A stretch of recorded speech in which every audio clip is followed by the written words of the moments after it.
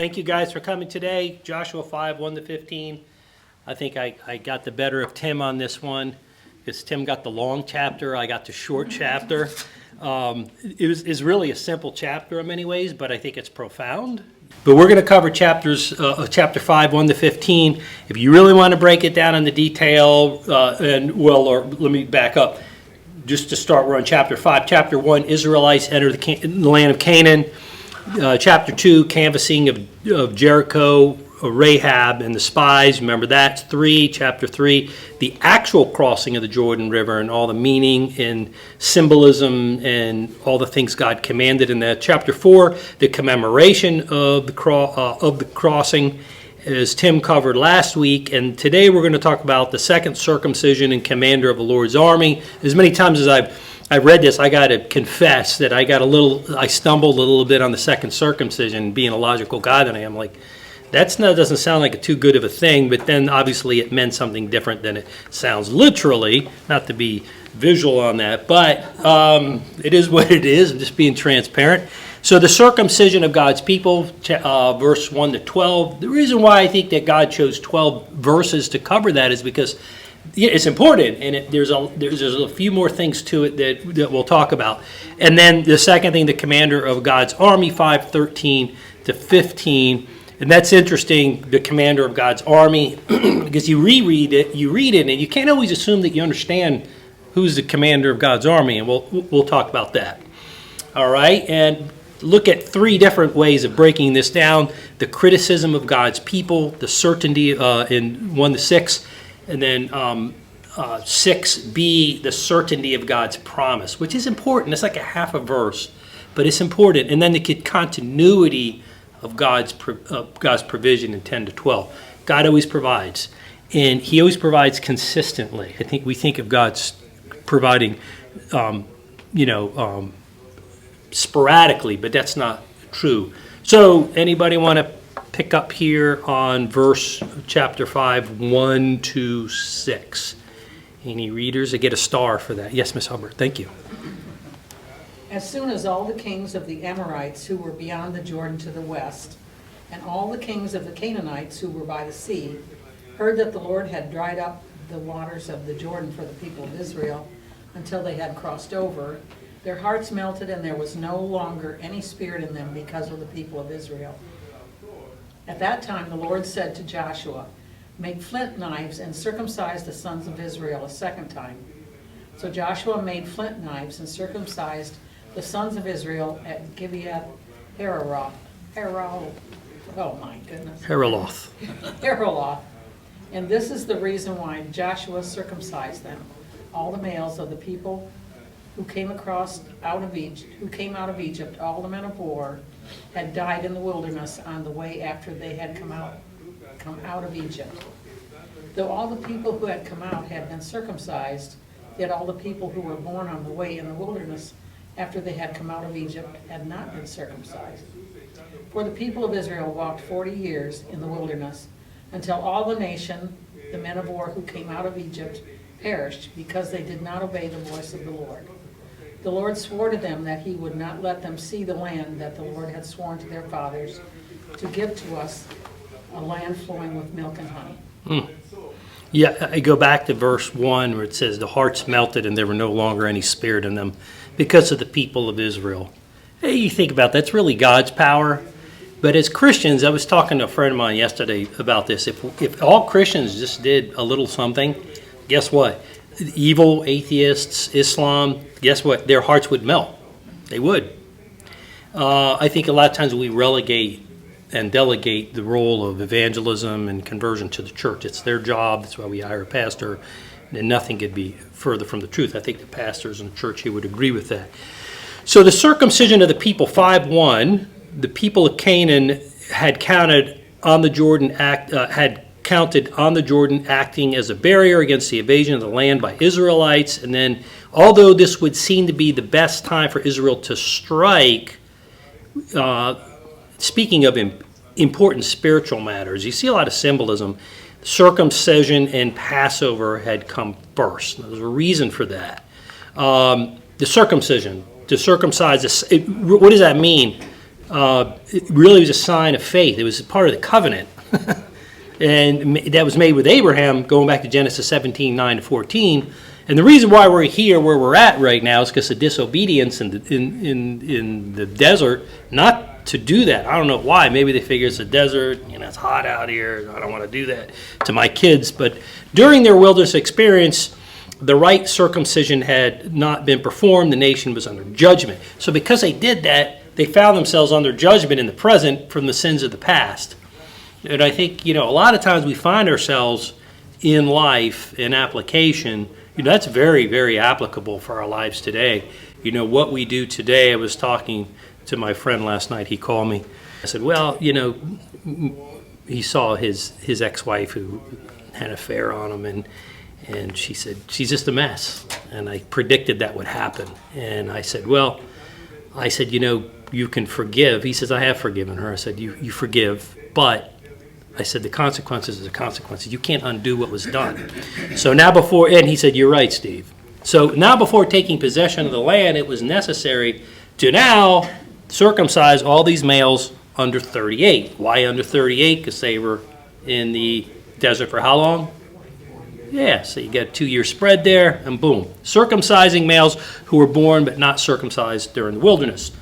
Joshua 2 and 3, as Ms. Hubbard had just read, at that time the Lord said to Joshua, make flint knives and circumcise the son of Israel a second time. So Joshua made flint knives and circumcised the son of Israel at Gibeath Haraloth. And so Joshua was commanded by God to make flint, obsidian, knives to circumcise. And that's what he did. He was very obedient. And you notice how Joshua didn't mess around. He got on it. He did not say, well, okay, we're going to get to that next week. That wasn't this was about. Now, obviously, just to state the obvious, this doesn't mean anybody who's getting circumcised a second time. I don't think that's possible. But I'm just saying, how come I always get these subjects, Tim? I got shit him last time, and now I got this. Actually, I was thinking to myself, I'm glad you got this. I'm going to have to read ahead and make sure, hey, Tim, you want to teach this week? Oh, my. I got the layup Thanksgiving. I know. Gosh. Can I, what? Because we need you for these tough Yeah, I appreciate it. I'll get a call from Dr. Monroe. Yes, Steve, and we can talk about this here. Oh, gosh. So verses 4, and this is the reason why Joshua circumcised them all the males of the people who came out of Egypt, all the men of war had died in the wilderness. That's another thing. As many times as I read it, it was just a number of years ago, I've been walking with the Lord for decades, that it just struck me, hey, these people, or I forgot, one of the two, is that most all the Jews, but 2 or 3, Joshua was one of them, died in the wilderness because of their disobedience. I think that's interesting. Even Moses didn't make it out. Man, that's just phenomenal. So, though all the people who came out had been circumcised, yet all the people who were born on the way in the wilderness that they had come out of Egypt had not been circumcised. So there you go. The parents had not practiced this discipline as prescribed, and so young men grow up, as we said. Ironically, the parents of the faithless generation, and that included slaves and foreigners, had circumcised them. I thought that was interesting. So verse 6, anybody want to read that? For the people of Israel walked 40 years in the wilderness until all the nation, the men of war who came out of Egypt, perished, because they did not obey the voice of the Lord. The Lord swore to them that he would not let them see the land that the Lord had sworn to their fathers to give to us, a land flowing with milk and honey. Thank you. Yeah, I think it's this chapter, as simple as it was, made me think of being obedient to the Lord, and how to go back and revisit that, how when we think of Israel, it's a tough, stiff-necked people, but God chose them in part for that reason, I think, as well. But I would think about it, you're in the desert for 40 years. I think at that time, at least, I'd try to kind of play by the rules and do what I'm supposed to do. I find that fascinating, personally. The text now reflects upon the fatherless generation. I thought it was an interesting play on words, the fatherless. It's because they were kind of like almost, for lack of a better word, they were almost bastards. They were bastardized by being in this land as a fatherless nation. Not that God wasn't their father, but in a sense, from their disobedience, they were a fatherless nation. And they worked 40 years, walked 40 years until all the nation perished. So the Lord did not allow those who shirked their initial opportunity to enter the promised land. And that's the way it went. So was the children whom he raised up in that place that Joshua circumcised, for they were uncircumcised because they had not been circumcised in the way. This is just showing verse 7 and 8. When the circumcising of the whole nation had finished, they remained in their places in camp until they were healed. And we see a lot in the Bible where, circumcision, we don't think about it today. We think you go to the hospital, get your anesthetic, and, you hang out, watch some TV. Back in those days, that's prime time to attack your enemy. They're in no condition to get up and fight. Even if they can, they don't really feel up to it. I don't blame them. Since they had not been circumcised, it was imperative that they have this procedure. Okay, during the recovery time, they were vulnerable to attack. Genesis 34. Hence, why Israel's enemies were frozen in fear. Right, God was protecting them. It's funny. I think, if we think about it, we often have, I think all of us can speak to a time when God's protected us. I tell my children, sparingly, there's a few times in my life where I should be dead, for real. Now, that's not surprising for most of us. It's definitely not surprising for me, that I could look back and say, I really should be dead. And I can name those, and they're still vivid in my mind. And I think only by God's grace that he clearly delivered me. And I give all credit to that. Verse 9, and the Lord said to Joshua, today I have rolled away the reproach of Egypt from you. I love that. This whole play in the words roll away is real to roll. Today I have rolled away the reproach to this day. So the stone is symbolic of God's rolling away his judgment or their reproach. Okay, so had been 400 years since God's promise to the land, to the patriarchs. It's a long time. Much of the time is spent in Egypt in slavery. So I think when I think of the world we live today and we think of our faith and God's answering our prayers, they had to wait 400 years.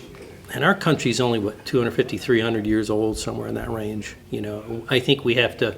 That's the threat of things like Islam, is they understand 400 years.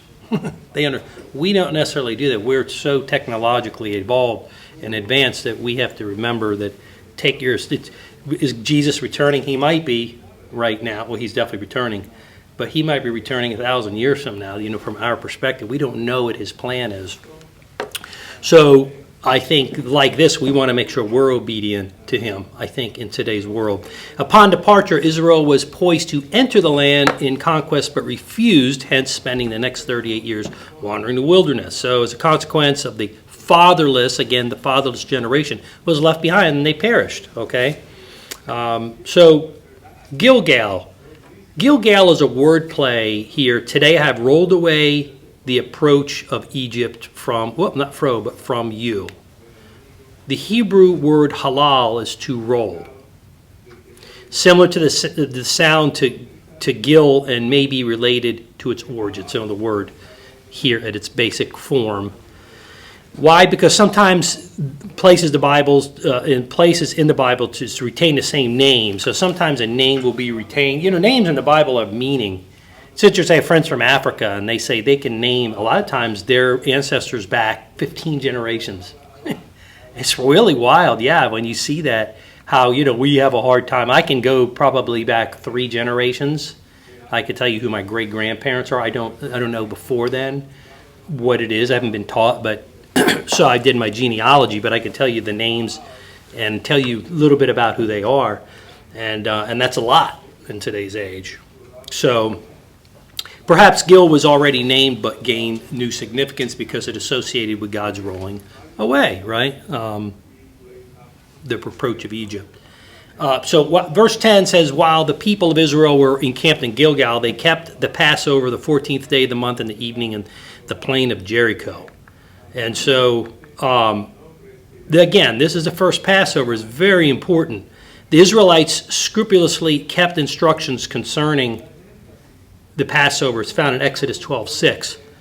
You know, it's amazing to me how even today, I worked with an all-Jewish advertising firm in the D.C. area years ago. I was in Montgomery County. At that time, it was 60% Jewish, and I was like one of the Gentiles in there. And so I would go around and ask them questions, you know, in friendliness and love. And one guy says, I keep all the Jewish holidays. I said, does it mean anything to you? He goes, no, not really. I just keep all the holidays. It is interesting, you know, how you see almost legalism. It's cultural to them. Being a Jew is 80% of the Jews, by the way, in the United States are liberal. The highest concentration of Jewish people outside of Israel is the United States, and by far the highest concentration of cities and states is New York City. Just so you know. So that's where my family came in from Italy, and that's where my grandparents lived. Celebrating for the 14th day of the month. The days here were to cross the Jordan River. We went over that at twilight. I found that twilight. So they had crossed the Jordan at twilight. So you shall keep it until the 14th day of the month, when the whole assembly, the congregation of Israel, that shall kill their lambs at twilight. Okay? And I thought that was fascinating, the whole play on why twilight. Well, twilight is what transitions the day from night. And the symbolism there is that you're translating the old darkness for the new light. So the old way, the disobedience, for the new relationship with God. Okay? So precise timing of the sunset, the 14th day of the first month, with specific literal comment from God recorded in Exodus 12:6, highlighting the importance of obedience and making the annual observance, making the annual origin deliverance from slavery. And so that there was a lot of symbolism, and the reason why God could have chose any time, right? He just chose twilight. So men were to be circumcised as a symbolic covenant. We covered that. Passover was to be celebrated as a memorial for the birth of the nation of Israel. As to the circumcision, the first Passover was a defining celebration, commemoration as such. So these laws, they stand for something. If people just kept the Ten Commandments, and there's a reason why we celebrate certain things. I mean, even holidays, Christmas has been hijacked by the atheists. Okay, I'm not all that distraught about that. I think that's a good thing. And I'll tell you why. Because if they hadn't, nobody would celebrate Christmas except for a small amount of Christians. So it's a great opportunity to open up, and then the Christians gives them a little cover for us to go back in there and speak truth. I mean, I read articles after articles on even Muslims. They go, we love Christmas season. We love Christmas. Everyone's friendly and joyful. They don't have that. No, Ramadan, man, you don't get to eat. You got to do the thread, And they all cheat, by the way, just so you know. Yeah, oh yeah, they cheat on the times and stuff. Oh, it's just amazing. I'm not going to get into that. I'm going to scoot past so we can get to our Q&A part. So the Israelites begin to forage off the land, the produce, the crops, and the harvest. So another thing happened when they got out of the desert. God dried up the manna. But that was, that they had been eating. I like bread, so I think I would have been okay for 40 years. But I love bread. The celebration of the Passover marked a significant turning point for Israel's life as a country. It was a big shift from living off the manna to all of a sudden now you're living off the land. You're living off, so God provided the manna. Now God's providing for you to live off the land, right? The only difference is, now they had to do some work to till the land. But so when Joshua was in Jericho, he lifted up his eyes and looked, behold, a man was standing before him with his drawn sword in his hand. And Joshua went to him and said to him, are you for us or for our adversaries? And he said, no, but I'm the commander of the army of the Lord. Now I have come. And Joshua fell on his face to the earth and worshipped and said to him, what does my Lord say to my servant? Now I think it's interesting because there's been some debate at who is this commander of the Lord. And it's what's interesting is when this happened in Sodom and Gomorrah, there was no answer there as well. But notice how Joshua fell on his face. Now, you wouldn't fall on your face for just a commander of the Lord. No one's going to worship an angel. So we'll get to that. But who is this divine being? Obviously, he was a divine being. Obviously. Okay? So why did Joshua fall down on his face? Well, it has been suggested that it was a theophany, or better yet, it was a Christophany.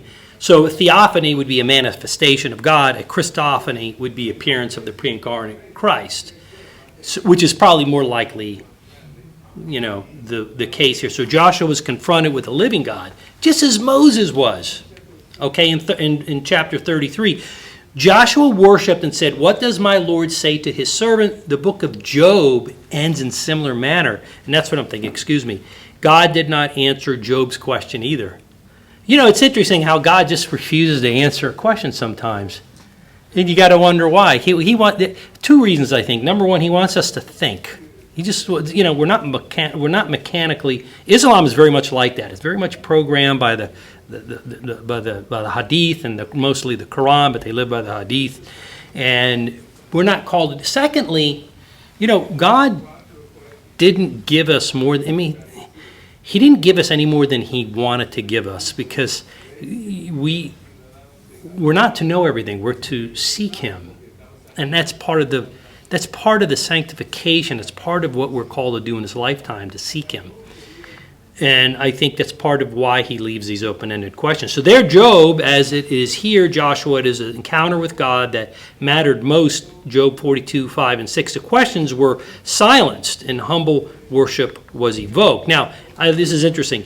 Verse 15, "And the commander of the Lord's army said to Joshua, 'Take off your sandals from your feet, and place where you are standing is holy.' And Joshua did so." Where did we hear that before?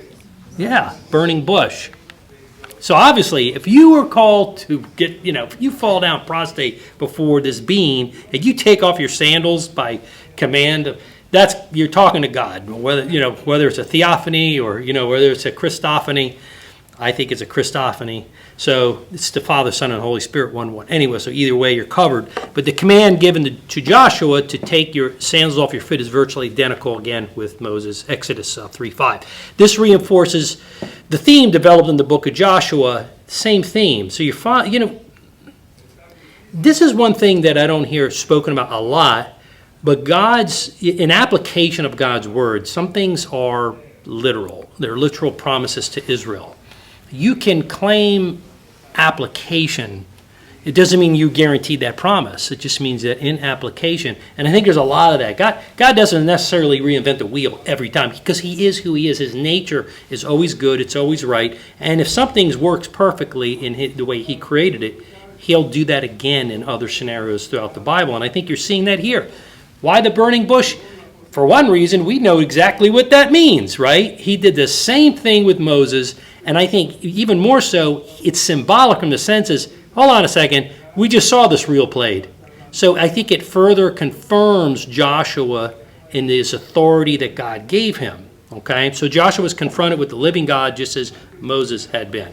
And 1-15 focuses on the spiritual preparation of the Israelites, the nation, before they began their military campaign. It's a shift. That twilight meant all of a sudden, all right, you're out of the desert. Now it's time to pick up your sword and take the land and get settled. It's not time to rest. It's time to get started, okay? To begin their military campaign in the promised land of Canaan, emphasizing obedience to God's covenant and the realization that God Himself was leading the charge.